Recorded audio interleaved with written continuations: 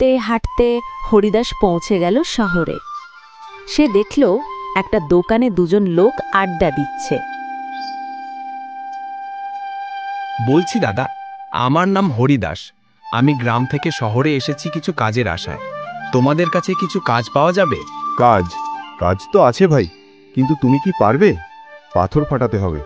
তুমি কি এই কাজ করবে? হ্যাঁ, আমি নিশ্চয়ই করব। যা বলবে আমি সব করব। আমার শুধু কাজ লাগবে। তাহলে তুমি কাল সকালে ওই জঙ্গলের পাশে একটা খাদান আছে, চলে এসো, কেমন? হরিদাস নতুন কাজ পেয়ে খুব খুশি হল। সে তার কথা অনুযায়ী সকাল সকাল খাদানে পাথর ফাটানোর কাজে লেগে গেল। দিনের পর দিন, রাতের পর রাত সে পরিশ্রম করছে, তার মেয়ের মুখে হাসি ফোটাবে। আচ্ছা হরিদা, তুমি এত পরিশ্রম করো কেন?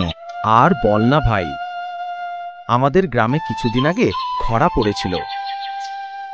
তাই আমরা গ্রামবাসীরা মহারাজকে কর দিতে না পারায় মহারাজের আদেশ, যদি 7 দিনের মধ্যে কর না দিতে পারি তাহলে সে সব জমি বকেয়া করবে। আমার বাড়িতে শুধু আমি আর আমার একটা ছোট্ট মেয়ে থাকে, তাই তাকে আমি তার পিসির কাছে রেখে শহরে এসেছি। এখানে কাজ করে মহারাজের সমস্ত ঋণ শোধ করে আমি আমার মেয়ের মুখে হাসি দেখতে চাই। এই বলে হরিদাস আবার নিজের কাজে লেগে পড়ল। এই দিকে হরিদাস মন দিয়ে কাজ করছে, আর সেই দিকে গ্রামের রাজমহলে বড় বিপদ। হঠাৎ একদিন রাজমহলের মহাবিপদ নেমে আসে। রাজমহলের সবা খাঁ খাঁ করছে, কেউ কোথাও নেই। জানা গেছে রাজমহলের কুয়োর জল বিষাক্ত হয়ে পড়েছে। রাজমহলের সকল সদস্য চিন্তায় পড়ে গেছে। কিভাবে কুয়োর জল বিষাক্ত হলো? কে এই কাজ করলো? কিছুই বোঝা যাচ্ছিল না। রাজমহলের কুয়োর জল বিষাক্ত হওয়ার কারণে জল তৃষ্ণায় রাজমহলের অবস্থা খুব খারাপ হয়ে যায়। রাজমহলের রানীমা ও রাজার সুকন্যা আস্তে আস্তে অসুস্থ হয়ে পড়ে। আচ্ছা, এই সমস্যার থেকে বাঁচার উপায় কি আছে?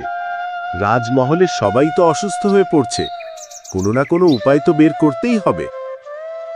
উপায়ে আছে মহারাজ। আমাদের গ্রামে একটা কুয়ো আছে। গ্রামবাসীদের বলে ওই কুয়ো থেকে বিশুদ্ধ জল রানীমা ও আপনার কন্যাকে খাওয়াতে হবে, তাহলে আবার ওরা সুস্থ হয়ে যাবে।